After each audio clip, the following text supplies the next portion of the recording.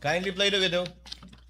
Vice President. Thank you so much nga po pala sa dala niyong hopya nung hearing na pumunta kayo for PRRD. Kami yung nasa likod niyo po, yung tinawag nilang bastos kasi po malaki. Congresswoman. Kindly pause it. Kindly pause it. Ganyan ba talaga?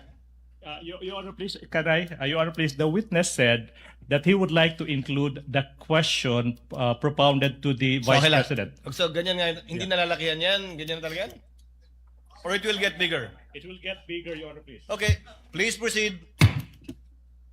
Yeah. Thank you, ma'am. Nakakain kami. Ako po'y natatakot kumain ng pagkain doon baka mamaya. Ma'am, mag-iingat po kayo. Nasa teritoryo kayo ng kalaban. Okay lang Nag-aalala po kami para. ma'am, kasi sila naman na sila talaga yung bastos eh. You reap Opo, what you sow. Yeah. Mag-iingat po kayo kasi sa dinami-rami po ng inyong mga pasabog ngayong gabi, it seems like marami kayong alam about them, no? Dahil sa pagkakasama niyo sa kanila during the campaign and during 2020. Mamaya kasi totoo yung mga yung true si Romanovs and baka bala kayong ubusin ang inyong pamilya dahil hadlang kayo sa kanilang mga balaki in the future. So mag-iingat po kayo. Kami po kasi kami ng EDSA Friday crew, kami yung bumababa every Friday dyan sa EDSA because we believe yan yung tamang venue sa dinami-rami na ng problema natin. Ang kaya lang naman po namin gawin ay manawagan na bumaba na yan. Eh ano po kaya ang remedy naman ninyong mga nasa posisyon or ng mga kayang labanan itong napakarami na pong ginagawang korupsyon at krimen laban sa taong bayan? Ano po ang pwede nyo maging remedy para matapos na ito? Lalo't nagsisigaw na po ang taong bayan na mag-people power na. Yes. Huwag kang mag-alala, ma'am, sa security ko. Kasi may kinausap na ako na tao. Sinabi ko sa kanya, kapag pinatay ako, patayin mo si BBM, si Lisa Araneta, at si Martin Romales. No joke.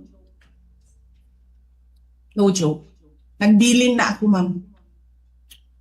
Pag namatay ako, sabi ko, huwag ka tumigil. Hanggang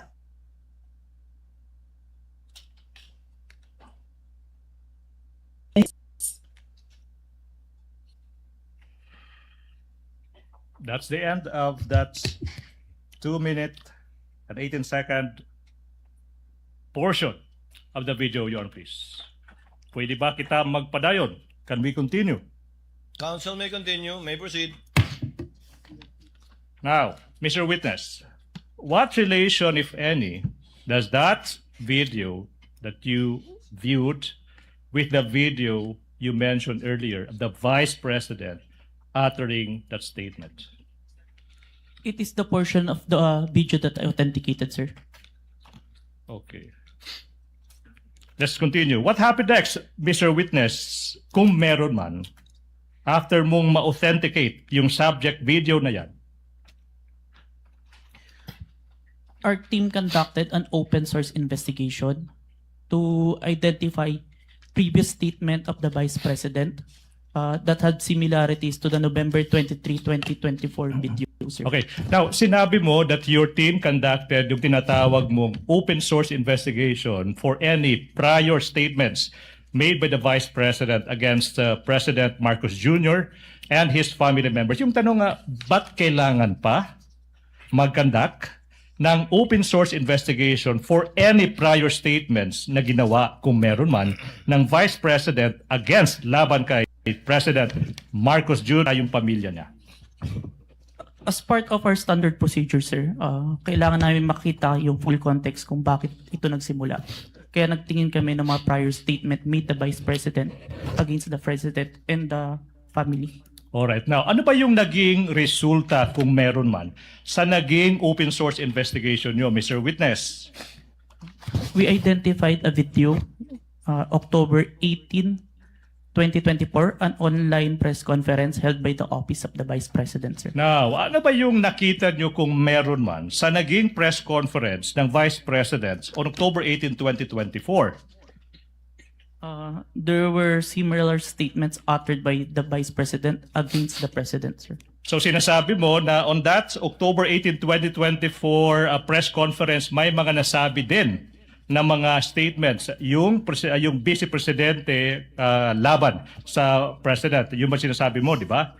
Yes, sir. Now yung tanong is, ano ba yung naging mga parehong statements ng Vice President sa araw na yan, October 18, 2024? To said the exact statement, may I refer to my investigator's note, sir? Move, Your Honor, that this witness be allowed to peruse his notes to answer the question as to ano ba yung naging exact statement ng Vice President on October 18, 2024, Your Honor, please. Witness may confer with his notes.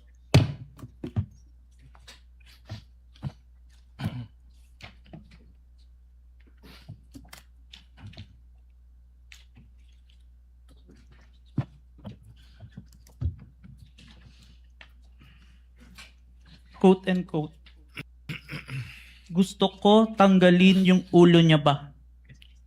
I just imagine myself cutting his head. Wait. So sinabi ng Vice President, gusto kong tanggalin ng ulo niya. I imagine myself cutting his head. Now, ano pa yung naging statement kung meron pa? So doon na-realize ko, toxic na, di ba? Ganyan na yung imagination mo. Sinasakal mo na yung tao. And then, I said, this is over. Alright. Kung meron pa, ano pa yung naging statement ng Vice President sa araw na yan? Hindi marunong maging presidente ang nakaupo. Kasalanan ko ba yun? Kung meron pa, ano pa yung naging statement ng Vice Presidente sa araw na yan? Hindi ko alam. Pero isang beses, sinabihan ko talaga si Senator Amy. Sabi ko sa kanya, kung hindi kayo tumigil, huhukayin ko yung tatay nyo, itatapon ko siya sa West Philippine Sea.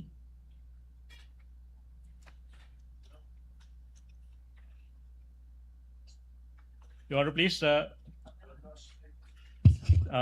There's a manifestation of the good Senator Tito. He did not hear. The last... No such manifestation was heard by the presiding officer. Counsel may continue. Please proceed. Thank you so much.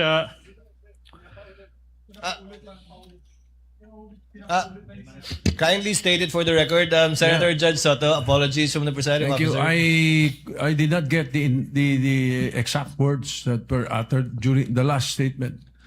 Will the witness kindly repeat his answer to the last question propounded by counsel for the prosecutors? Yes, Your Honor. Hindi ko alam. Pero isang beses, sinabihan ko talaga si Senator Amy. Sabi ko sa kanya, kung hindi kayo tumigil, huhukayin ko yung tatay nyo, itatapon ko siya sa West Philippine Sea. Huhukayin.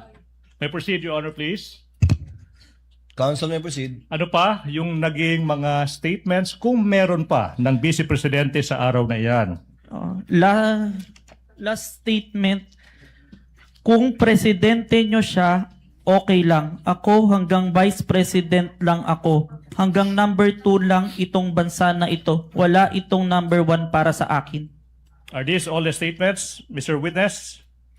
Yes, sir. Now, proceed. Now, ano ba yung nangyari kung meron man pagkatapos madiskubre ng NBI yung mga naging statements ng Vice President nung araw na yan, October 18, 2024?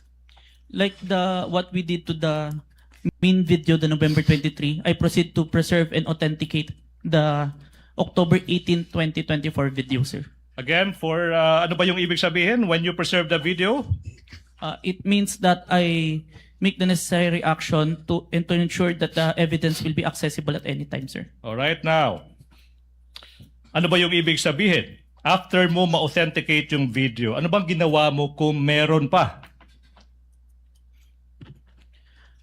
I saved the video on my laptop and on a flash drive, sir. Now, sinabi mo yung flash drive kung saan sinave mo yung mga video recording mo sa mga naging statements ng Vice Presidente sa araw na iyan. Now, kung yung flash drive na yan, ipapakita sa'yo, ma-identify mo ba yan?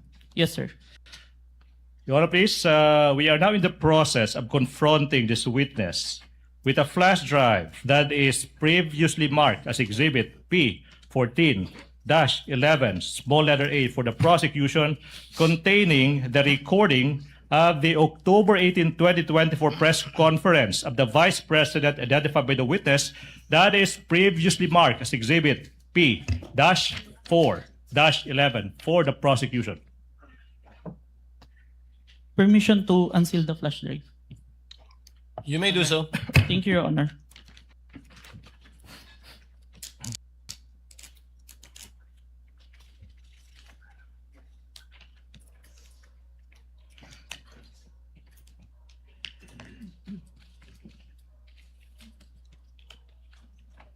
Manifestation, Your Honor, that the witness is in the process of checking the flash drive.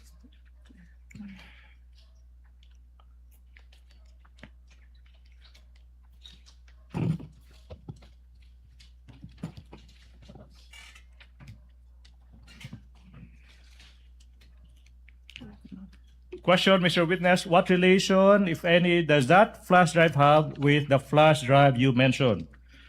This is the flash drive where I saved the recording, sir.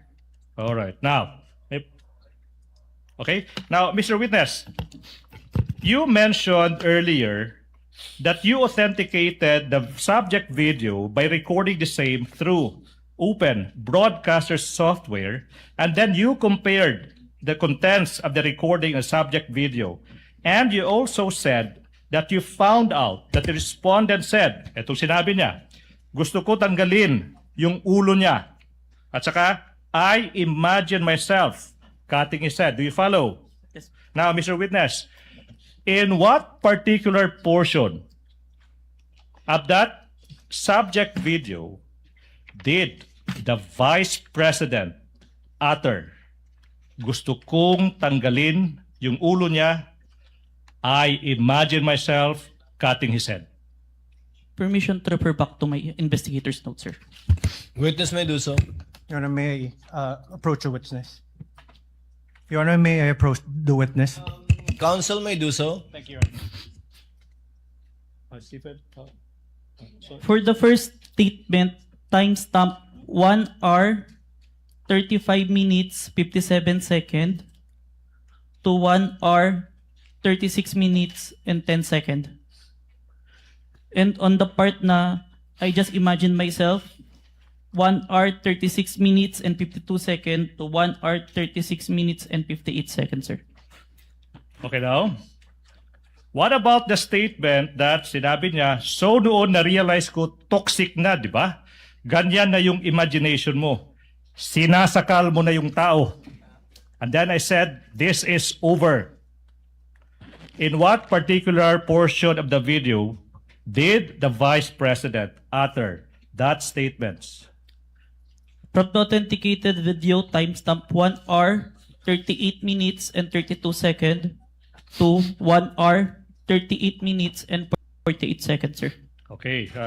Now, what meant hindi marunong maging presidente ang nakaupo?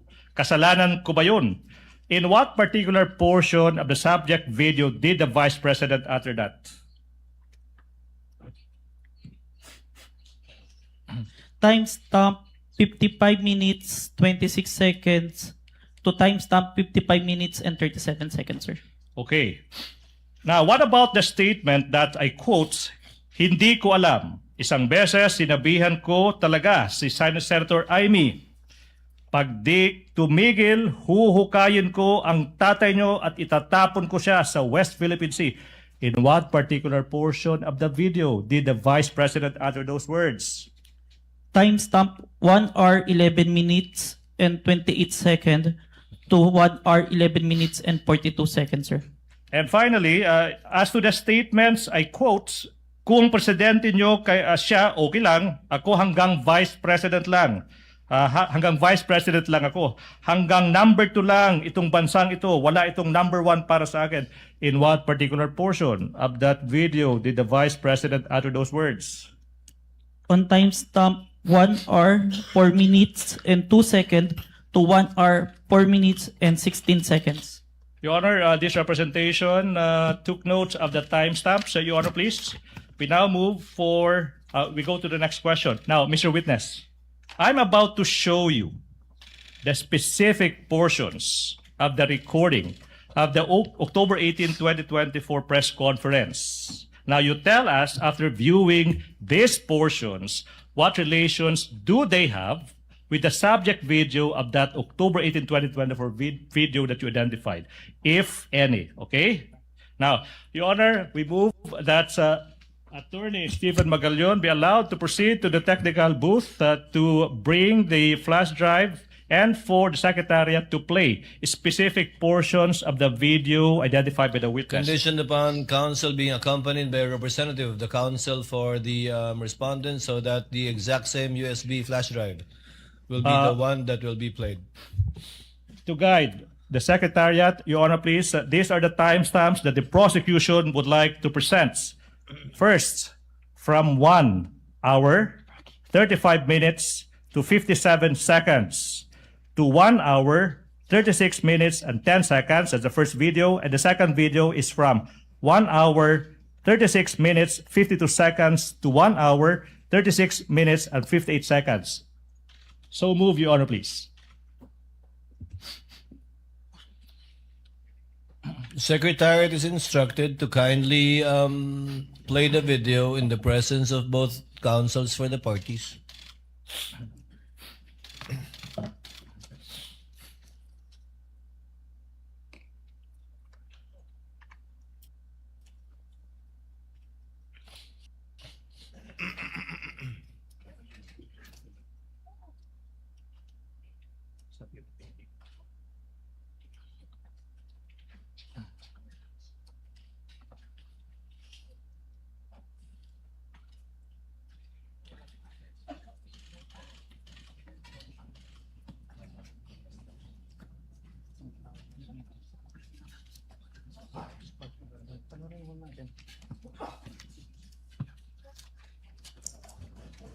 Gusto ko tanggalin yung ulo niya ba?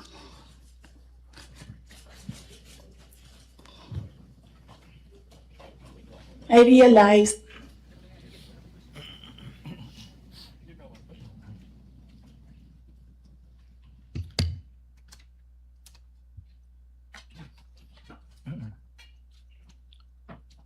And the second video, please. Timestamps 1 hour 36 seconds to 36 minutes to 52 seconds to 1 hour 36 minutes and 58 seconds, please. Oh, it's done. Is that it? cutting his head. Gusto ko, ganun din ang gusto ko. Mr. Witness, you heard the Mr. Witness, you heard the Vice President mentioning cutting somebody else's head. Based on your investigation,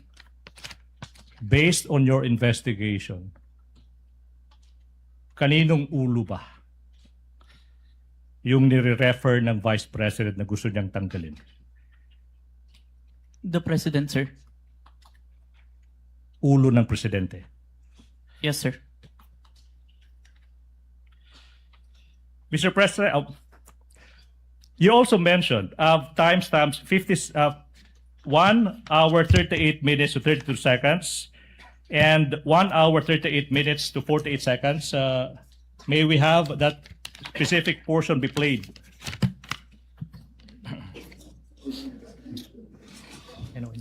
So, na-realize ko, toxic na, di ba? Ganyan na yung imagination mo. Ang imagination mo, sinasakal mo na yung tao. And then I said, this is over. Okay. Then what about from timestamps 55 minutes 26 seconds to 55 minutes 37 seconds, please?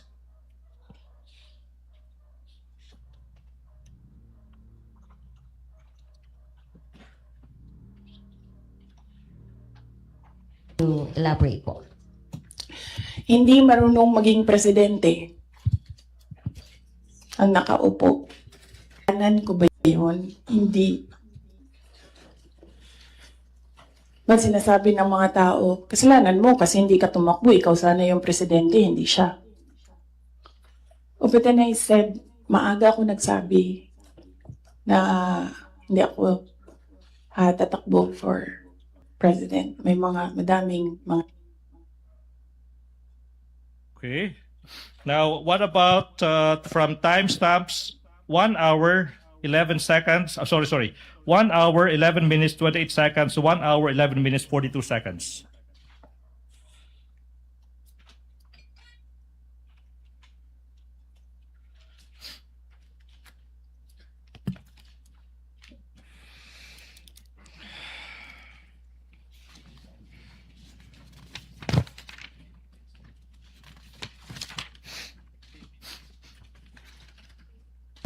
Hindi ko alam. Pero isang beses sinabihan ko talaga si Senator Amy. Sabi ko sa kanya, kung hindi kayo tumigil, huhukayin ko yung tatay ninyo. Itatapon ko siya sa West Philippine Sea. Sinabihan ko si Senator Amy. Thank you. What about from timestamps 1 hour 4 minutes to 02 seconds to 1 hour 04 minutes 16 seconds?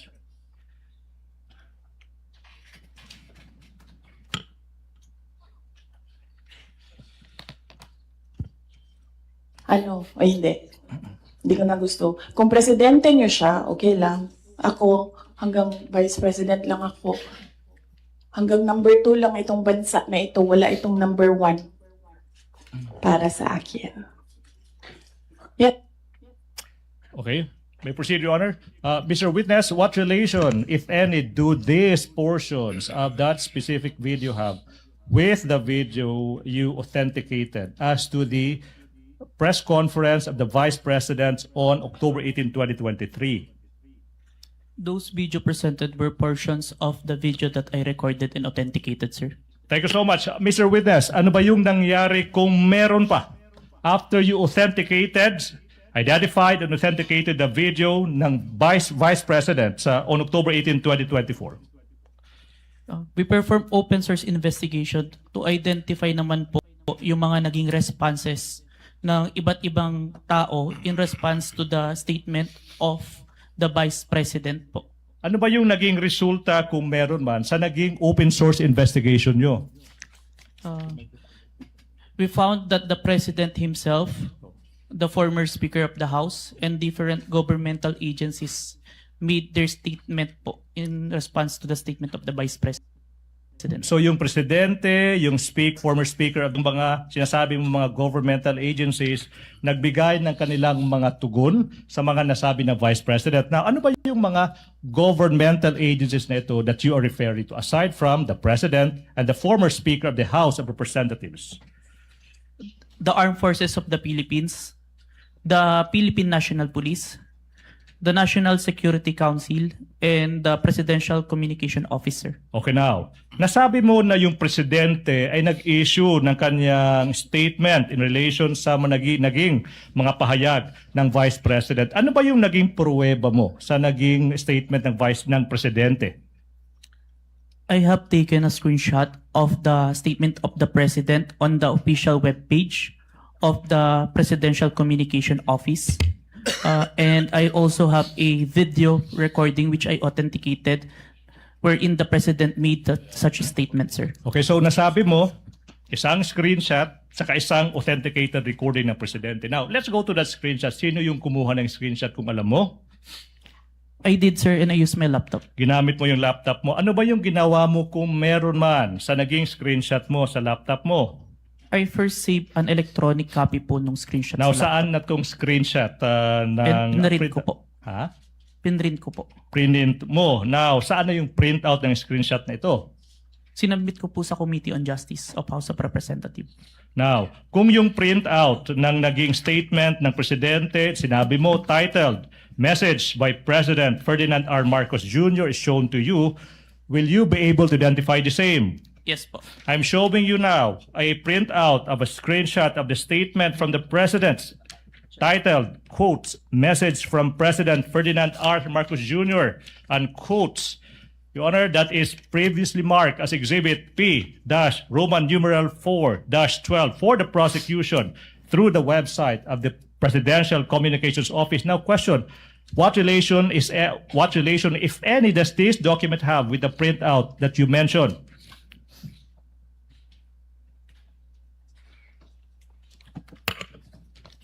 Your Honor, same objections to this printout?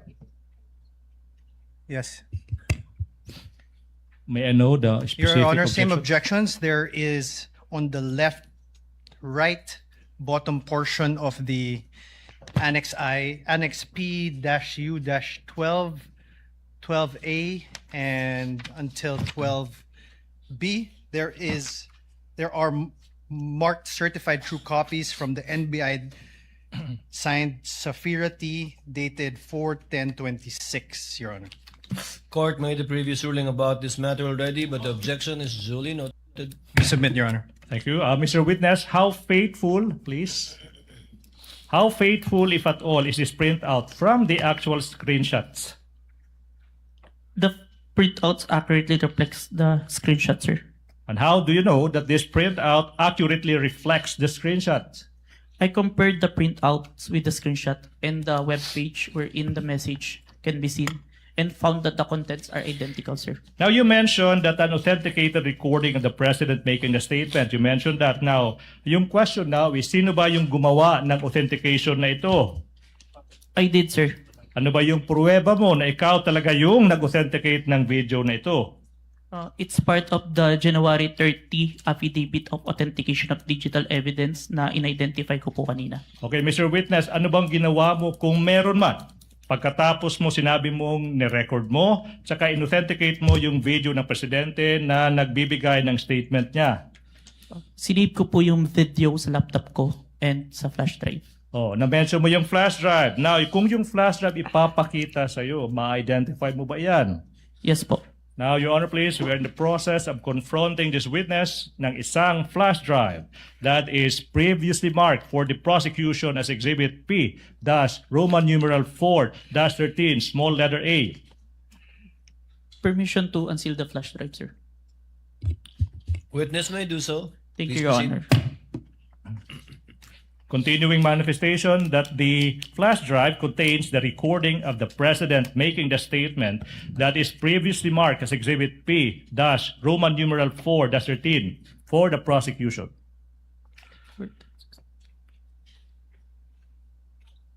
This is the flash drive where I saved the recording, sir. Okay, now, move that we allow Attorney Stephen Magallon to proceed to the technical booth to have the recording played on, please. To be accompanied by the defense, if they want to. So ordered.